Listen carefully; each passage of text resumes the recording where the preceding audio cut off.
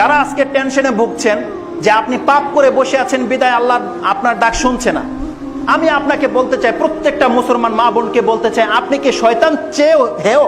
আপনি কি শয়তান চাইতেও খারাপ? আপনি বলেন, আল্লাহর প্রতি আপনি ঈমান নিয়ে এসেছেন, আপনি এমন পাপ করে ফেলেছেন কি যে আপনার মর্যাদা শয়তানের চাইতেও নিচে? কোন মুসলমানকে এটা ভাবে কোনোদিন? তাহলে আমি আপনাকে বলছি, আপনি তো শয়তান চাইতে অনেক বেশি শ্রেষ্ঠ নন। আল্লাহ সুবহানাহু ওয়া তাআলা যদি শয়তানের ডাক কবুল করতে পারে, আপনারটা কেন করবে না? কেন করবে না আপনার ডাক?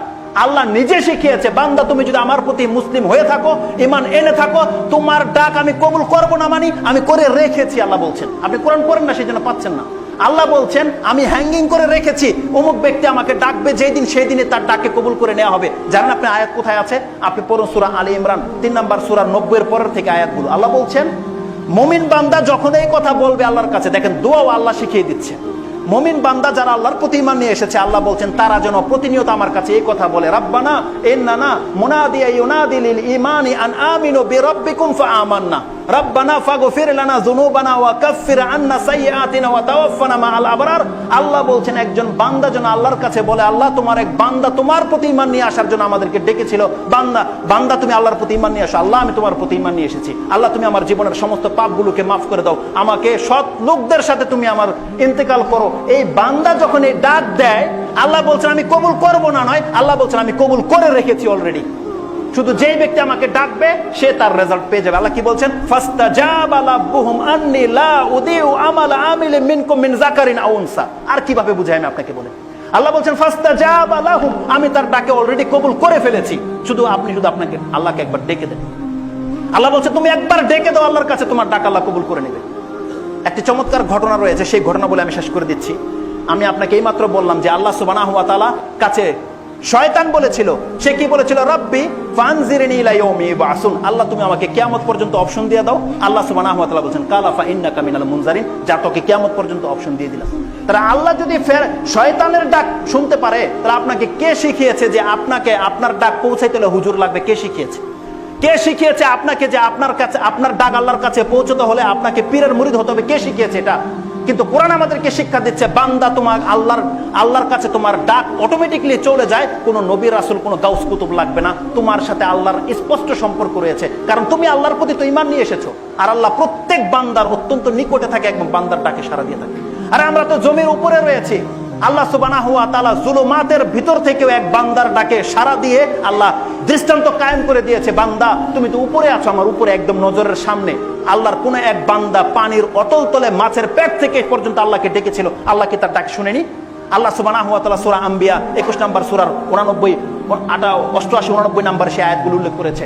সে যখন ফি যুলুমাত ফানাদা ফি যুলুমাত, যখন অন্ধকার থেকে আল্লাহকে ডেকে নিল, সেই যে দোয়া করেছে, শুধু আমি রিপিট করতে চাচ্ছি না, আপনারা জানেন যে সে বলেছিল লা ইলাহা ইল্লা আনতা সুবহানাকা ইন্নী কুনতু মিনাজ জালিমিন। আল্লাহ জবাবটা কি দিয়েছে?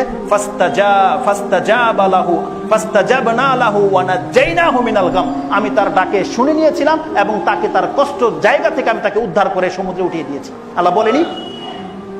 আপনি বলতে পারেন হুজুর এটা তো নবী ছিল, নবীকে আল্লাহ উদ্ধার করেছে, আল্লাহ কি আমাকে উদ্ধার করবে? সুবহানাল্লাহ। আল্লাহ সুবহানাহু ওয়া তাআলা তার পরের অংশে কি বলেছে? ওয়া কাযালিকা নুনজিল মুমিনিন, বান্দা তুমি যদি আমার প্রতি মুমিন হয়ে থাকো, আমি আমার মুমিন বান্দাদেরকে এইভাবে উদ্ধার করে থাকি। আপনি শুধু ইউনূস আলাইহিস সালামের মতো ঈমান এনে দেখান, আল্লাহ বলছে তুমি যদি মুমিন হও, ওয়া কাযালিকা নুনজিল মুমিনিন, আমি এভাবে আমার মুমিন বান্দাদেরকে উদ্ধার করে থাকি, আল্লাহ সুবহানাহু ওয়া তাআলা বলছে।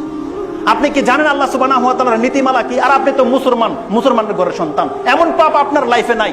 কিন্তু একজন কাফের যদি বিপদে পড়ে যায়, আল্লাহ সুবহানাহু ওয়া তাআলা এত ইনসাফ, এত দয়া আল্লাহ সুবহানাহু ওয়া তাআলা, আল্লাহ বলছেন আর যদি কোনো কাফের বিপদে পড়ে আমাকে ডেকে নেয়, আমি কাফের ডাকে পর্যন্ত সাড়া দিয়ে দিই। আপনি কি ভেবেছেন? আপনি কি জানেন সেই হাদিস? মুহাম্মদ সাল্লাল্লাহু আলাইহি ওয়াসাল্লাম যখন কোন সেনাবাহিনী পাঠাতো, মুয়াজ বিন জাবলকে রাসূল সাল্লাল্লাহু আলাইহি ওয়াসাল্লাম কি বলেছিল? ইয়া মুয়াজ ইত্তাকি দাওয়াতাল মাজলুম ফা ইন্নাহা লাইসা বাইনাহু ওয়া বাইনাল্লাহি হিজাব, মুয়াজ তুমি অত্যাচার করা থেকে বেঁচে থাকো। ওই অত্যাচারকারী যদি কোনো কাফের হয়, সে যদি আল্লাহর কাছে ডেকে নেয়, আল্লাহ মুয়াজ আমার উপর অত্যাচার করেছে, আল্লাহ কিন্তু দেখবেন এটা তুমি মুয়াজ, আল্লাহ কিন্তু দেখবেন, আল্লাহ কিন্তু তার ডাক কিন্তু কবুল করে নেবে।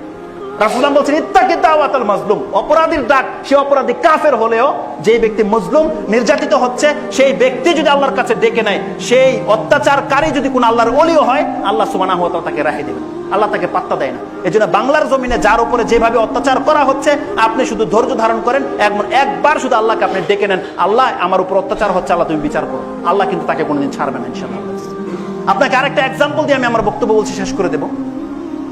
অনেক কথা ছিল, কিন্তু যেহেতু সময় পাস হয়ে যাচ্ছে, আপনার ইমানকে মজবুত করার জন্য যে আল্লাহকে আপনি কেন ডাকবেন, রাসূলুল্লাহ সাল্লাল্লাহু আলাইহি ওয়াসাল্লামের দাদার ইতিহাস আপনারা জানেন। আব্দুল মুত্তালিবের সাথে কি ঘটেছিল? যখন হস্তি বাহিনী কাবা ঘরটাকে ধ্বংস করতে এসেছিল, আব্দুল মুত্তালিবের একটা চমৎকার ঘটনা রয়েছে। তার গুণ বর্ণনা করা হয়েছে সেই হাদিসটি বা আসারটিতে, এটা আপনি জাদুল মাদে পাবেন। তিনি একজন বিচক্ষণ একটা লোক ছিল, দেখতে অনেক হ্যান্ডসাম আর অনেক মানে বলিষ্ঠ। রাসূলুল্লাহ সাল্লাল্লাহু আলাইহি ওয়াসাল্লামের তিনি তার দাদার মতোই হয়েছিলেন, এত সুন্দর একজন ব্যক্তি।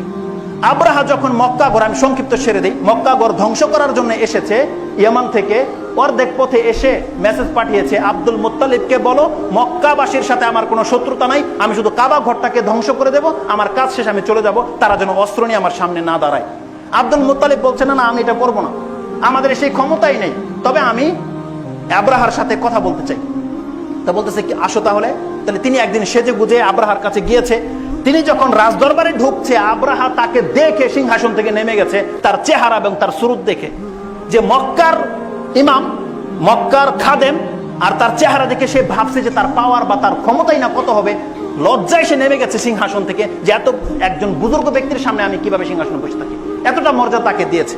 যখন সামনাসামনি বসেছে, তার তর্জমান মুতারজমান বলছেন যে সে কেন এসেছে জিজ্ঞেস করো। সে বলছে, ইন্না হাজাতি আইয়ারুদ্দাইর ইলাইয়াল মালিকু মিআতাই বাইরিন আসাবাহালি। যেমনি সে কথা বলেছে যে আমি তোমার কাছে এসেছি, তোমার মালিক আমার 200টা উট হজব করেছে, সে উট আমাকে ফেরত দাও। আব্রাহা তার কথা শুনে রাইগা, মানে তার মর্যাদা এমন ছিল, রাইগা বলতেছে, তুমি তাকে বলো, লাকাদে আজাবতানি হিনা রাআইতুকা, আমি তোমাকে দেখার পর তুমি আমাকে আশ্চর্যিত করে দিয়েছিলে, আমি ভেবেছি তুমি অনেক বড় মাপের ব্যক্তি, অনেক সম্মানিত ব্যক্তি, কিন্তু তোমার সাথে কথা বলার পরে তুমি তোমার মর্যাদাটাকে শেষ করে দিয়েছো। আকুলতা মিয়াতা বাইরিন আসাবদা হালাকা, আকুলতা মিয়াতা বাইরিন আসাবা হালাকা, তুমি আমার সাথে কথা বলতে এসেছো যে তোমার 200টি উট মালিক নিয়ে নিচ্ছে, সে উট নিতে এসেছো। ও তাতরুকু বাইতান হুয়া দীনুকা ওয়া দীনু আবাইকা, আর যেই ঘর লিহাদমিহি, যেই ঘর আমি ভাঙতে এসেছি, যেটা তোমার ধর্ম, তোমার বাপ দাদার ধর্ম, সেই ঘর সম্পর্কে তুমি কোনো কথা বলছো না। আব্রাহার বিচক্ষণতা দেখেন, তার আল্লাহর প্রতি তার ঈমান দেখেন। সে কি বলছে জানেন? আব্রাহা, তুমি জেনে নাও, ইন্নী আনা রাব্বুল ইবিল, আমি হলাম এই উটগুলোর মালিক। ইন্নী আনা রাব্বুল ইবিল ওয়া ইন্না লিল বাইতি রিব্বান, তুমি ভালো করে জেনে নাও, যে ঘর তুমি ভাঙতে এসেছো আব্রাহা, সেই ঘরের একটা মালিক রয়েছে। সায়ামনাহু, সে মালিকের কাজ সেই ঘরকে হেফাজত করার আমার। সে বলছে আমি হচ্ছি উটের মালিক, উট নিতে এসেছি, ওই ঘর ভাঙতে এসেছে, এই ঘরের একজন মালিক রয়েছে। ইন্না লিল বাইতি রিব্বান সায়ামনাহু, সে রবের মালিকের দায়িত্ব ঘরকে হেফাজত করা, আমার নয়। যখন এই কথা বলেছে, আব্রাহা বলছে, লা ইয়ামতালিয়া মিন্নি মা কানা ইয়ামতালিয়া মিন্নি, এই ঘর আমার কাছ থেকে কেউ ভাঙার আজকে ক্ষমতা রাখে না, বাঁচানোর কোনো ক্ষমতা রাখে না। আব্দুল মুত্তালিব বলছে, আনতা ওয়া যাকা, বিচার তোমার আর তার মাঝে হবে, আমি ইন্টারফেয়ার করব না। খেলাটা তোমার মাঝে আর তার মাঝে হবে, আমি মাঝখানে এসে দাঁড়াবো না। যখন তার উট তাকে দিয়ে দিয়েছে, সে চলে এসেছে। যখন তিনি তার অপারগতা পোষণ করেছে এবং সবাইকে বলল পাহাড়ে লুকাও, সে যখন যাচ্ছে, যাওয়ার পথে তিনি কাবা শরীফের দরজার কড়াটা ধরে বলেছিল একটি দোয়া, যেটা কবিতার ছলে সে উল্লেখ করেছিল, ফাআখিযু হালকাতি বাবিনিল কাবা, কাবা শরীফের সেই কড়া ধরে বলেছিল, আল্লাহুম্মা ইন্নাল মারআ ইয়ামনাউ রাহলাহু ফামনাউ রিহালাকা, আল্লাহ প্রত্যেক ব্যক্তির দায়িত্ব তার সম্পদকে হেফাজত করার, আল্লাহ তুমি তোমার সম্পদকে হেফাজত করো। লা ইয়াগলিবান্না সালিবুহুম ওয়া মাহলুহুম আবাদান মিহালুকা, আল্লাহ তাদের যে সরঞ্জাম নিয়ে কাবা ঘরকে ধ্বংস করার জন্য আসছে, যে টেকনিক নিয়ে আসছে, আল্লাহ কোনো অবস্থায় যেন তোমার উপর দিয়ে তার আজকে জয়ী হয়ে যেতে না পারে, দায়িত্বটা তোমার উপরে ছেড়ে গেলাম। এই কথা বলে পাহাড়ে গিয়ে লুকিয়েছিল। তারপরে রেজাল্ট আপনাদের জানা আছে যে আল্লাহ সুবহানাহু ওয়া তাআলা তাদের সাথে কি আচরণ করেছে।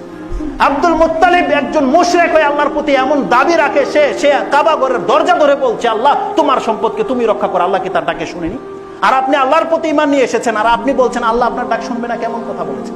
আল্লাহ বলছেন, ওয়া ক্বালা রাব্বুকুম উদউনি আস্তাজিব লাকুম, তোমাদের রব তোমাদেরকে বলছে আমাকে ডাকো, আমি তোমাদের প্রত্যেকের ডাকে সাড়া দেব। এটা ছিল আমার মেসেজ আপনাদের প্রতি, যে আল্লাহ সুবহানাহু ওয়া তাআলা আমাদের অত্যন্ত নিকটে রয়েছেন এবং তিনি প্রত্যেকটা বান্দার ডাককে শুনে থাকেন। আপনি শুধু আল্লাহ সুবহানাহু ওয়া তাআলাকে ডেকে দেখেন। আল্লাহ বলছেন, বান্দা তুমি আমার কাছে ক্ষমা চাও, আমি তোমাকে ক্ষমা করে দেব। আকুলু লিকাউলি হাযা আস্তাগফিরুল্লাহ লি ওয়া লাকুম লিসাইরিল মুসলিমিন ফাস্তাগফিরু ইন্নাহু হুয়াল গফুরুর রহিম। সুবহানা রাব্বিকা রাব্বিল ইজ্জাতি আম্মা ইয়াসিফুন, সালামুন আলাল মুরসালিন, আলহামদুলিল্লাহি রাব্বিল আলামিন। আসসালামু আলাইকুম ওয়া রাহমাতুল্লাহি ওয়া বারাকাতুহু।